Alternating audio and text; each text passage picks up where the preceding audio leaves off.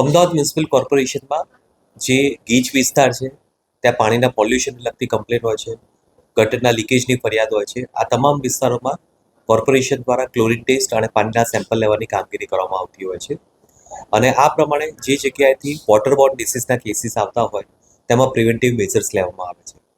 આ સાથે સાથે કોર્પોરેશન દ્વારા હાલમાં છેલ્લા 2 મહિનામાં જે પાણીના જગ સપ્લાય કરતા હોય છે એવા તમામ યુનિટનું પણ ચેકિંગ હાથ ધરવામાં આવેલું છે. અંદાજિત 178 જેટલા આ પ્રકારના પ્રિમાઇસીસ ચેક કરવામાં આવેલા છે. પાણીનું સેમ્પલ લેવામાં આવેલું છે અને તેમાં અંદાજિત 58 જેટલા યુનિટમાં વોટર સેમ્પલ અનફિટ આવેલું હતું અને કોર્પોરેશન દ્વારા આ તમામને સીલ કરવાની કાર્યવાહી હાથ ધરવામાં આવી છે.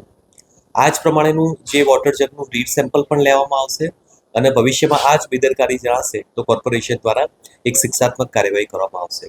આમ વોટરજન્ય પાણીજન્ય કેસીસ માટે જે પણ કોઈ લોકલ ફરિયાદ હોય છે તેને ધ્યાનમાં રાખીને પાણીના સેમ્પલ લઈને આ ઉપરાંત ફૂડ વિભાગ દ્વારા પણ જે પણ ખાદ્ય પદાર્થના એકમ છે તેની પણ ચેકિંગ કરીને મેક્સિમમ કોર્પોરેશન દ્વારા પાણીજન્ય રોગચાળો અટકાવી શકાય તે પ્રકારની કામગીરી અત્યારે હાથમાં ધરવામાં આવેલી છે.